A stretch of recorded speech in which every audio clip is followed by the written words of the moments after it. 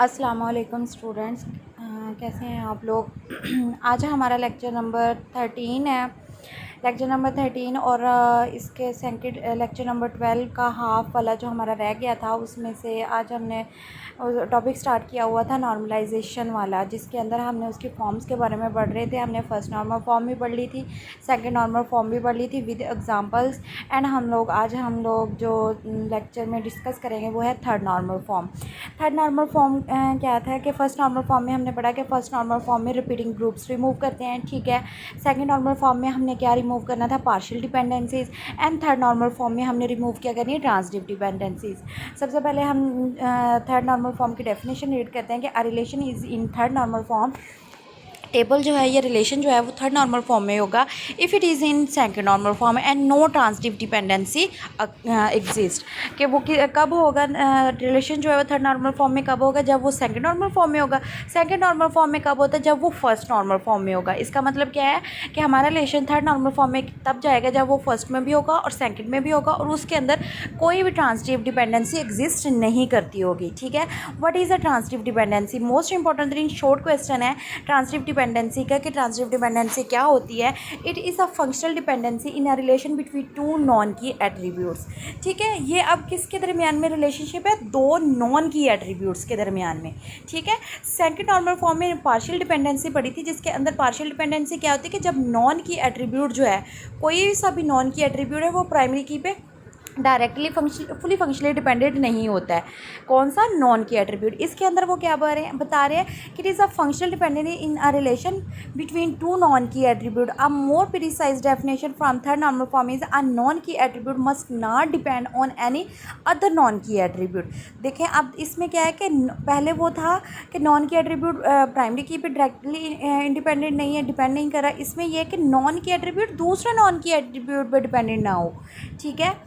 और if a non key attribute is non key attributes value can be obtained simply by knowing the value of another non key attribute, the relation is not in a third normal form. Consider relation as follows. Sales के अंदर देखें कि cell ये new वाला उन्होंने दिया हुआ है टेबल। उसके अंदर देखें कि एक सेल्स का टेबल है, उसके अंदर है customer number, name, salesman, region, ठीक है। सेल्स जो एंटिटी है उसके एट्रीब्यूट कौन कौन सी है, कस्टमर नंबर है, नेम है, सेल्समैन है और क्या है, रीजन है। Where customer number is the primary key, और कस्टमर नंबर को उन्होंने क्या बनाया हुआ है, ये प्राइमरी की बनाया हुआ है। The following functional dependency exist in the relation. उन्होंने कहा कि इस वाले जो हमारा टेबल है इसके अंदर फंक्शन ट्रांजिटिव डिपेंडेंसी अकर होगी। वो कैसे, यानी कस्टमर नंबर पे कौन कौन सी चीज़ें डिपेंडेंट है, नेम और सेल्समैन। अब नेम और सेल्समैन किस पे डिपेंडेंट है, कस्टमर नंबर पे। लेकिन रीजन जो है वो किस पे डिपेंडेंट है, वो सेल्समैन पे डिपेंडेंट है। अब यहाँ पे देखें कि से जो क्या कहते हैं इसको, रीजन है वो भी नॉन की एट्रीब्यूट है, सेल्समैन जो है वो भी नॉन की एट्रीब्यूट है। अब एक नॉन की एट्रीब्यूट दूसरे नॉन की एट्रीब्यूट पे एग्जिस्ट कर रहा है, ठीक है। Since each salesman is assigned a unique region. Notice that sales is in second normal form because the primary key consist of a single attribute customer number. However, there is a transitive dependency because region is functionally dependent on salesman, which is turned in functionally dependent on customer number. As a result, there are update anomaly in relation sales. देखिए customer name है, salesman है और reason है।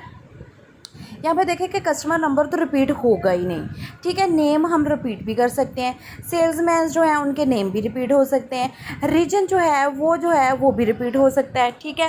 लेकिन एक customer को दो reason assign नहीं किए जा सकते, ठीक है। हर कस्टमर का अलग से रीजन होगा, ठीक है। आगे देखें अनोमलीज इसके अंदर कौन कौन सी अकर हो सकती हैं, यानी प्रॉब्लम्स कौन कौन सी अकर हो सकती हैं। इंसर्शन की अनोमली अकर हो सकती है, डिलीशन की अनोमली अकर हो सकती है और कौन सी हो सकती है, मॉडिफिकेशन की अनोमली। इंसर्शन की अनोमली कैसे अकर हो सकती है कि insertion anomaly, a new salesman आबद जो है assign to the north region can not be entered until a customer has been assign to that salesman. देखिए वो कह रहा है कि अगर आबद जो है, ठीक है, उसको हम कौन सा अब जो है अगर उसको हम रीजन असाइन करना चाह रहे हैं नॉर्थ, तो सबसे पहले हमें उसको क्या असाइन करना पड़ेगा, कस्टमर नंबर। क्योंकि प्राइमरी की जब तक असाइन नहीं करेंगे, जैसे आप लोगों का रोल नंबर है, आप लोगों का रोल नंबर असाइंड नहीं है तो आप लोगों का क्लास में नेम कॉल किया जाता है। अगर आपका नेम भी कोई नहीं है, रोल नंबर भी नहीं है, तो आपको क्या कॉल किया जाएगा, आप तो उस क्लास का फिर हिस्सा ही नहीं होंगे।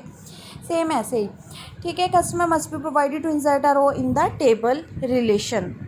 नेक्स्ट देखें, deletion anomaly. If customer number 6837 is deleted from the relation, we lose the information that salesman Khalid is assign to the east reason.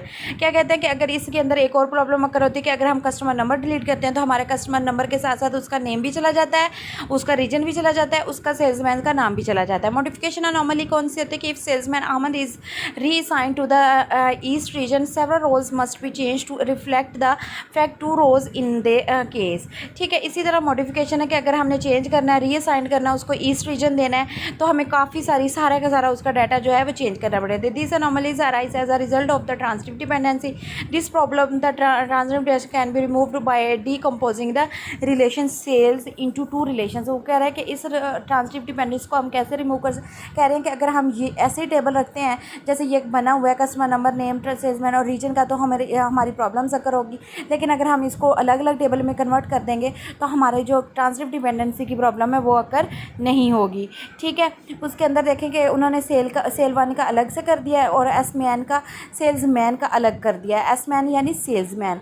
ठीक है, उसके अंदर उन्होंने कस्टमर नंबर, नेम और सेल्समैन रख दिया, नीचे वाले में सेल्समैन और रीजन रख दिया है। सेल नंबर और no both the relation sale one and salesman are in third और since no transitive dependency occur, we can verify that the anomalies that exist in sales are not represented in sale one and salesman. That salesman which is the determinant in the transitive and sales become the primary key in salesman. Salesman is also a foreign key in sale one. यह हमारा chapter जो है वो complete हो चुका है। Chapter number 4 हमारा complete हो चुका है। अगर आप लोगों को इस चैप्टर नंबर में कोई चैप्टर के अंदर कोई भी प्रॉब्लम है या कोई भी इशू है जो या कोई ऐसा टॉपिक है जिसकी आपको समझ नहीं आई है, तो आप काइंडली मुझे बता सकते हैं ताकि हम लोग नेक्स्ट में सी चैप्टर पे जाना है। और सी चैप्टर हमारे जो है वो मोस्ट इम्पोर्टेंट 3 है, उसमें से 80% हमारा पेपर आता है। ये हमारे 4 जो मोस्ट इम्पोर्टेंट 3 पहले वाले डेटाबेस के चैप्टर थे वो हम लोग पढ़ चुके हैं।